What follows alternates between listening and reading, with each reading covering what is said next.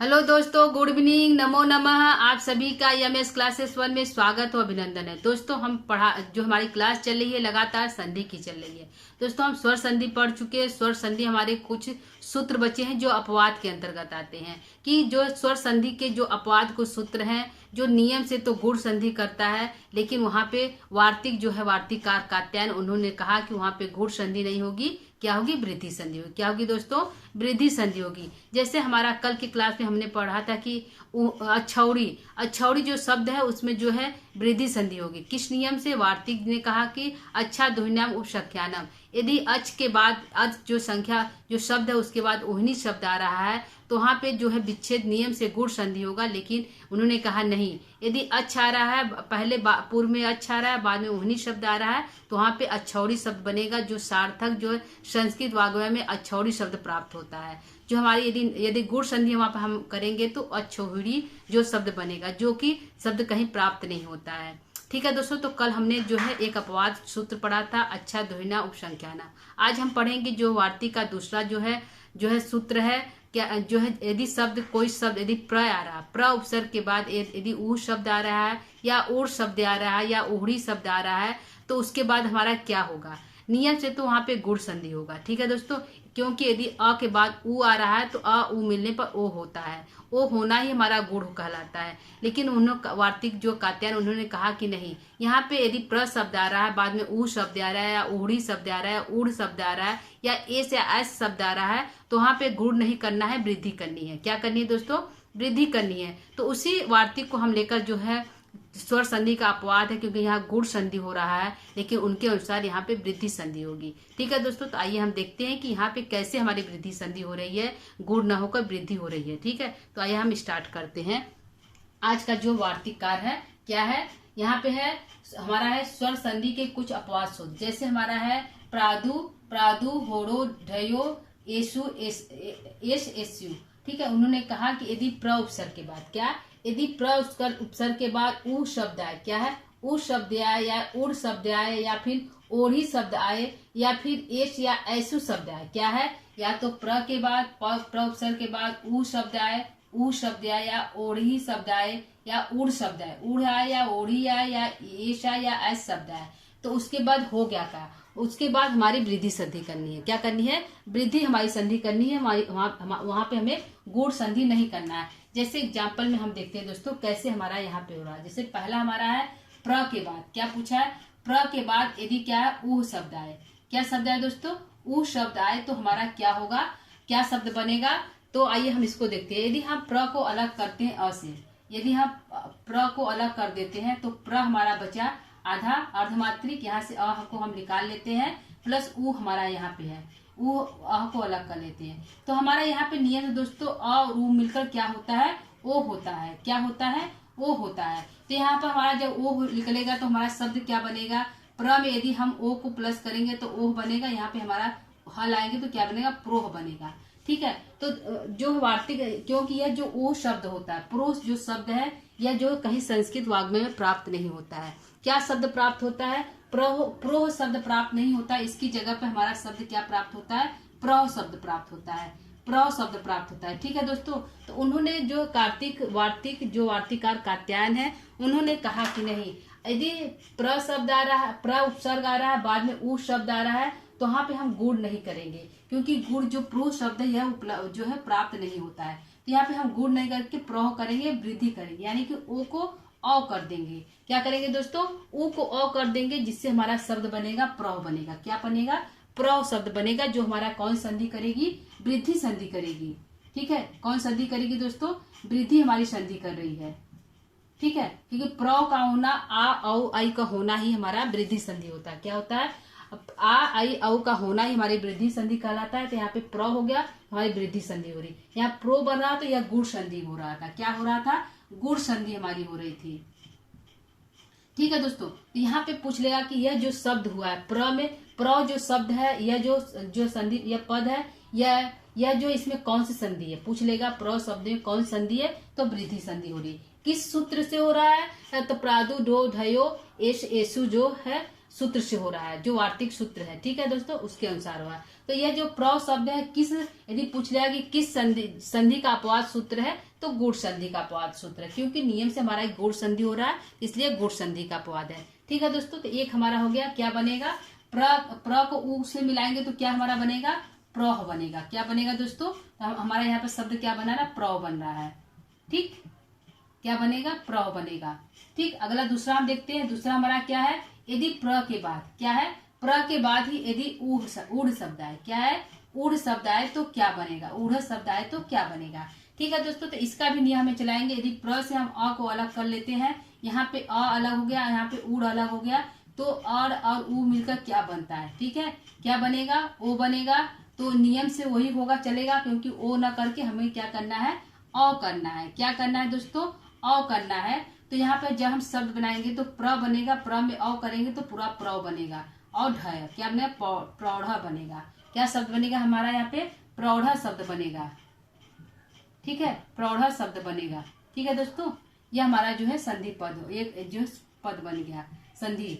ठीक है, यहाँ प्रौढ़ शब्द बनेगा, यहाँ प्र बनेगा, प्र प्लस उ आने पर प्रौढ़ बनेगा, प्र प्लस ऊढ़ आने पर प्रौढ़ बनेगा। क्या बनेगा दोस्तों, प्रौढ़ बनेगा,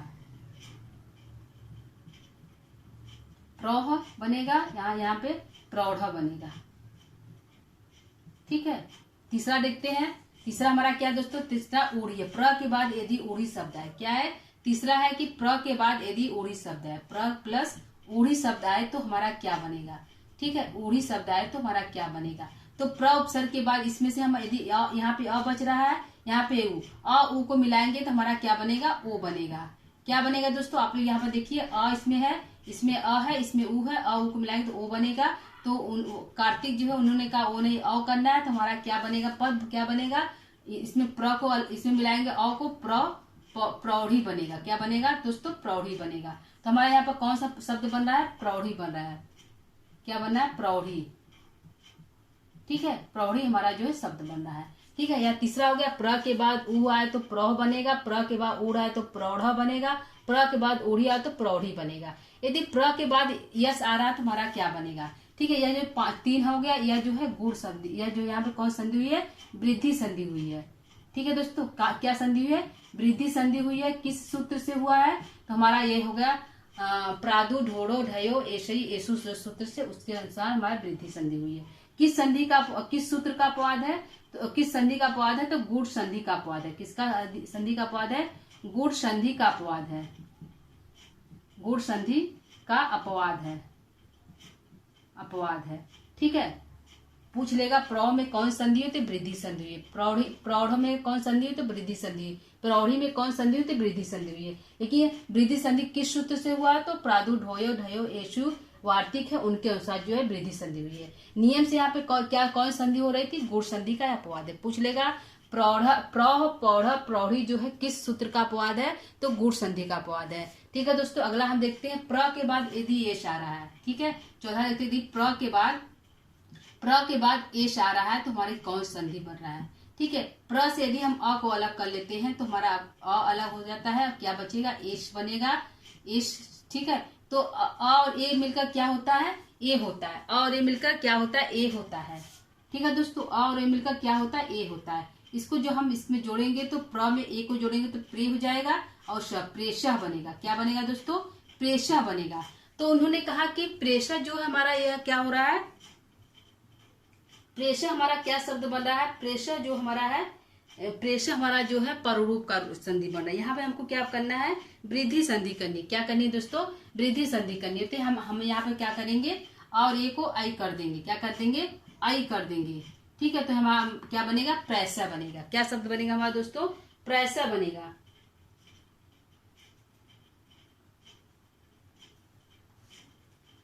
ठीक है, क्या बनेगा, प्रेषः बनेगा। तो यहाँ पे हम कर लेते हैं, क्या करेंगे, प्रेषः। तो इसमें कौन संधि हुई, वृद्धि संधि हुई है।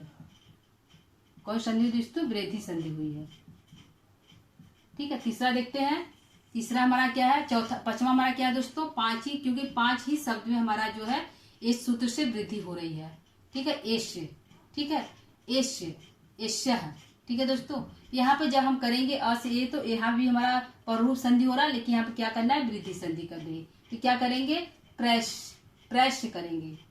ठीक है, प्रैश्य करेंगे। ठीक है, क्या शब्द बनेगा हमारा, प्रैश्य हमारा शब्द जो हमारा बनेगा, जिसको मिलाएंगे तो आई करेंगे, प्रैश्य हमारा जो है बनेगा। तो ये भी क्या है हमारा, ये भी जो है वृद्धि संधि है।